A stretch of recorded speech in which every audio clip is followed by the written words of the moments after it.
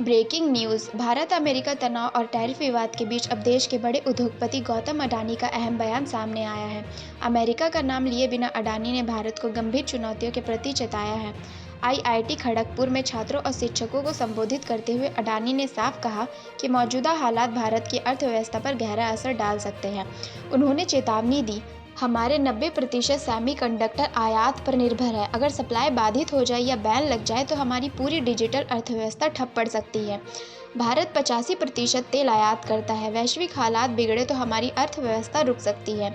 उन्होंने डेटा सुरक्षा और डिजिटल संप्रभुता पर भी चिंता जताई। अडानी ने कहा कि विदेशी एल्गोरिदम के लिए भारतीय डेटा केवल कच्चा माल बनकर रह जाता है, जो देश की डिजिटल स्वतंत्रता के लिए बड़ा खतरा है। अडानी ने आगे कहा कि आज का दौर तेजी से बदलाव का है और जो संस्थान या कंपनियां इस रफ्तार से कदम नहीं मिला पाएगी, वे इतिहास की धूल बन जाएगी।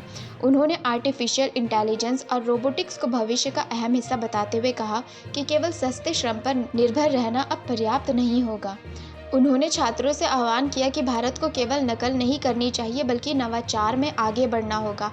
अडानी ने युवाओं को नए युग का स्वतंत्रता सेनानी बताते हुए कहा, आपका कोड, आपकी सोच और आपकी इनोवेटिव क्षमता ही भारत की असली सुरक्षा है। भविष्य भारत का युवा तय करेगा, खुद का या फिर दूसरों के इशारों पर। अडानी का ये बयान ऐसे समय आया है जब अमेरिका द्वारा टैरिफ लगाए जाने से वैश्विक व्यापार तनाव में है और भारत, रूस, चीन बनाम अमेरिका जैसी स्थिति बनती दिख रही है। अडानी ने साफ संदेश दिया कि भारत को आत्मनिर्भरता और टेक्नोलॉजी में मजबूती ही आगे ले जा सकता। अब बड़ा सवाल है, क्या भारत इन चुनौतियों का सामना कर डिजिटल और आर्थिक संप्रभुता की राह पर आगे बढ़ पाएगा?